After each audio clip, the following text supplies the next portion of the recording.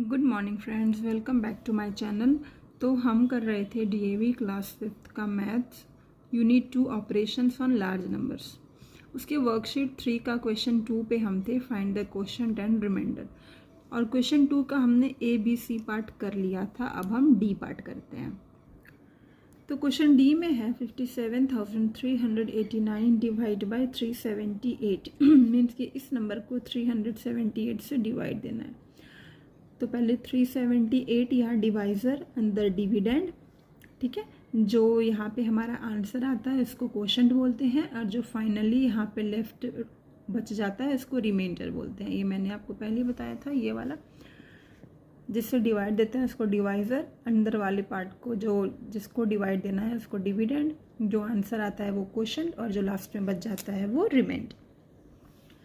तो चलिए इसको डिवाइड देते हैं। डिवाइड देने के लिए हमें ना बार बार मल्टीप्लिकेशन करने से बचने के लिए पहले ही आप एक काम करें, उसको जैसे कि 378 को पहले 1 से मल्टीप्लाई कर ले। जैसे आप टेबल लिखते हो ना, वैसे इसका आप टेबल लिख लीजिए। ज़्यादा नहीं, आप 5 या 6 तक लिखेंगे, अगर फिर ज़रूरत पड़ी तो बाद में लिखेंगे। जैसे मैंने 5 तक लिखा है। तो 378 1 ज़ा, इसको सिंपली 1 से मल्टीप्लाई करेंगे तो 378 2 ज़ा, तो यहीं पर आप मल्टीप्लाई करो।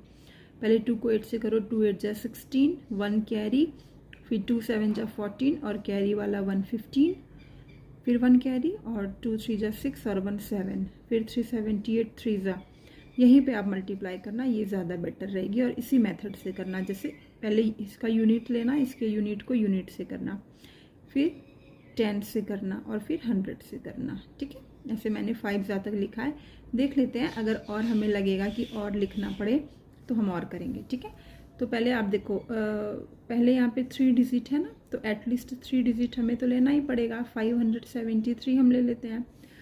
तो 378 2 ज़ा जब हम कर रहे हैं तो ये ज़्यादा आ रहा है, तो 1 ज़ा ही हमें लेना पड़ेगा, है ना। 1 ज़ा क्या होगा 378। अब सब्ट्रैक्ट कर लेते हैं। 13 में 8 5, यहाँ 6 बचा, 1 कैरी लेंगे। 16 में 7 आउट होगा तो 9, और यहाँ पे 4 में 3 आउट होगा तो 1। अब इस 8 को यहाँ पे कैरी फॉरवर्ड कर लेते हैं तो 1958। अब देखते हैं टेबल में, ये देखिए 378 5 ज़ा 1890 है। अगर हम 6 ज़ा करेंगे तो मतलब इसमें और 378 ऐड करना पड़ेगा, मतलब बहुत ज़्यादा हो जाएगा। ये करीब 2200 के करीब हो जाएगा। तो हम और यहाँ 1900 ही हमारे पास है, तो 5 ज़ा ही हम लेंगे। तो यहाँ पे 5 ज़ा है हमारे पास 1890। सब्ट्रैक्ट कर लेते हैं।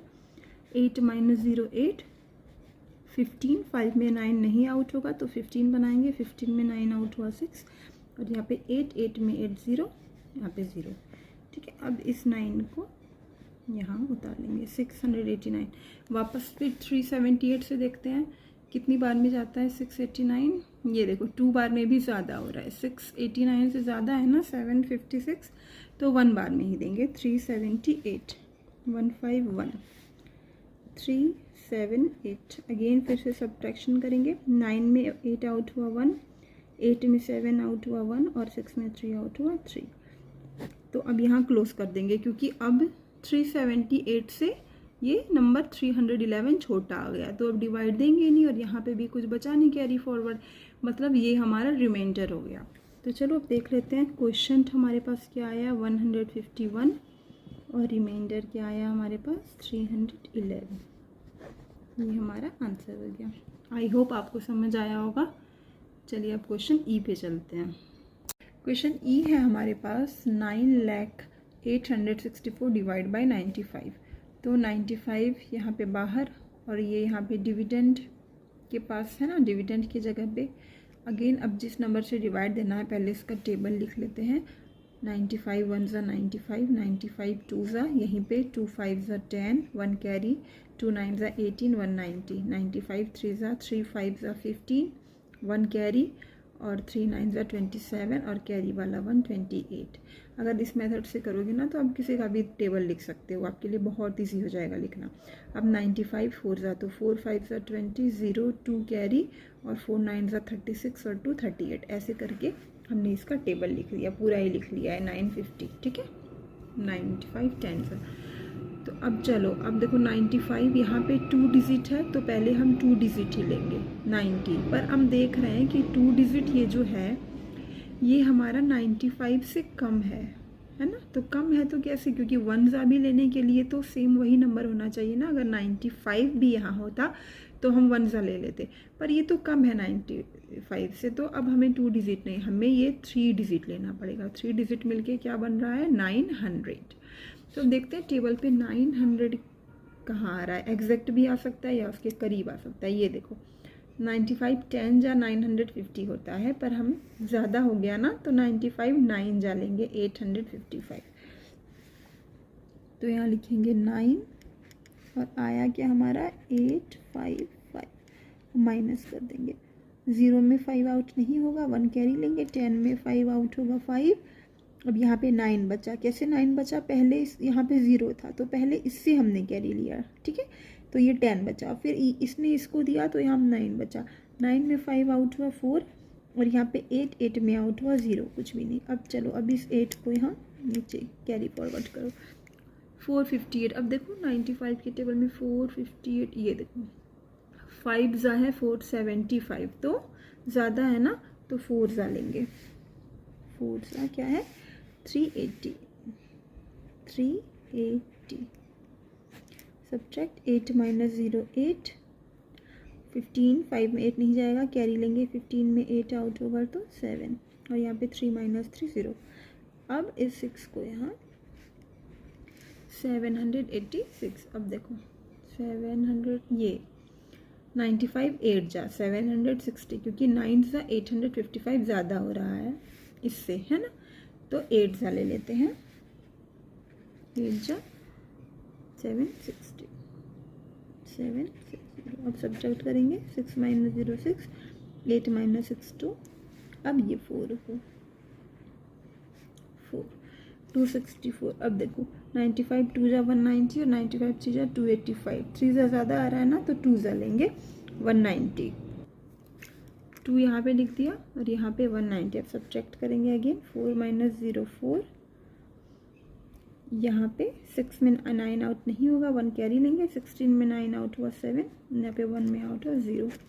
तो इस क्वेश्चन में हमारे पास क्वेश्चन क्या आ गया, क्वेश्चन आ गया 9482 और रिमाइंडर आ गया 74। ये इसका आंसर हो गया, ठीक है। चलिए क्वेश्चन एफ पे चलते हैं। चलो क्वेश्चन एफ है हमारे पास 8,88,888 को 888 से डिवाइड देना है, ठीक है। तो सिंपल पहले टेबल लिख लेते हैं। इस बार मैंने 3 तक ही लिखा है क्योंकि ज़्यादा ज़रूरत नहीं पड़ेगी ऐसा लग रहा है मुझे, है ना। तो चलो देख लेते हैं। अब यहाँ पे 3 डिजिट है तो यहाँ 3 डिजिट तो लेना ही पड़ेगा। 888 सेम आ गया, 3 डिजिट है ना, तो सिंपली 1 जा 888। अब इनको सब्ट्रैक्ट करो। सब्ट्रैक्ट जब हम करेंगे तो 0 0 0। अब क्या करना होता है, अब इस 8 को यहाँ कैरी फॉरवर्ड करना होता है। कर लिया। अब आप देखोगे कि यहाँ पे जब हमने 1 डिजिट बस कैरी किया तो ये इससे लेस देन आ रहा है, कम आ रहा है, तो हमें और 1 डिजिट लेना पड़ेगा। और ध्यान रखिएगा, जब एक आप एक्स्ट्रा डिजिट जब आप एक और ले लेते हो तो उसके बदले यहाँ 0 पुट करना पड़ेगा। ये बहुत इम्पॉर्टेंट बात है, ठीक है। अभी आप फिर देखो, ये 88 बना, ये 888 है, अभी भी कम है, अभी भी फिर हमें एक और 8 लाना पड़ेगा। अरे भाई डिवाइड कैसे दोगे, नंबर रहेंगे तभी तो डिवाइड दोगे ना। तो एक और 8 के लिए एक और 0 पुट करना पड़ेगा। मतलब जितना आप एक्स्ट्रा डिजिट नीचे करते हो एक ही स्टेप में, तो उतने आपको 0 पुट करने होते हैं, ठीक है। अब देखो 888 800। अब यहाँ पे कुछ है भी नहीं कैरी फॉरवर्ड करने के लिए, तो सेम सेम हो गया। तो फिर 1 आप दोगे 888, सब्ट्रैक्ट करोगे तो 0, है ना। तो मतलब क्वेश्चन क्या आ गया हमारा, क्वेश्चन आ गया 1001 और रिमाइंडर आ गया 0। ये आंसर। आई होप आपको समझ आया होगा। चलिए अब क्वेश्चन जी करते हैं। क्वेश्चन जी है 1,29,736 डिवाइड बाय 112, ठीक है। तो लिख लिया हमने डिवीज़न के फॉर्म में, और इधर 112 का टेबल भी लिख लिया है, 112 का टेबल। ठीक है, वैसे आप टेबल लिखेंगे जैसे मैंने आपको बताया। तो चलिए पहले 3 डिजिट ले लेते हैं। 3 डिजिट 129 पर, ठीक है, 112 129, तो 1 बार में पहले देंगे 112, 9 माइनस 2 7, 2 माइनस 1 1, यहाँ पे 0। अब इस 7 को यहाँ कैरी फॉरवर्ड करेंगे 177। अब देखते हैं 177 कहाँ आ रहा है। ये देखो 112, 2 ज़ा ही 224 आ रहा है, इससे ज़्यादा आ रहा है, तो 1 ज़ा ही फिर लेना पड़ेगा 112। 7 माइनस 2 5, 7 माइनस 1 6, है ना, माइनस। और अब इस 3 को यहाँ कैरी फॉरवर्ड करो 3, 653। अब देखो 653, यहाँ देखो 6 ज़्यादा हो रहा है, 672 आ रहा है, तो 5 ज़ा लेंगे। 5 ज़ा क्या आया हमारे पास 560। 560 सब्ट्रैक्ट करो 3 माइनस 0 3। 5 में 6 नहीं आउट होगा, इसको 15 बनाएंगे। 15 में 6 गया तो 9, और यहाँ पे 5 में 5 आउट हुआ तो 0, है ना। चलो अभी 6 को यहाँ करो 6।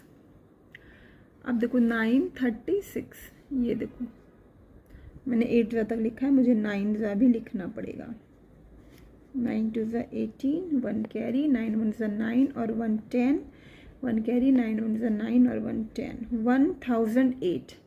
पर यहाँ 936 है, तो 8 ज़ा ही लेना पड़ेगा हमें। 8 ज़ा क्या आ रहा है 896। 896 अब सब्ट्रैक्ट करेंगे, 6 में 6 आउट हुआ 0, 3 में 9 नहीं आउट होगा, 13 बनाएंगे, 13 में 9 आउट होगा 4, और यहाँ पे 8 माइनस 8 0।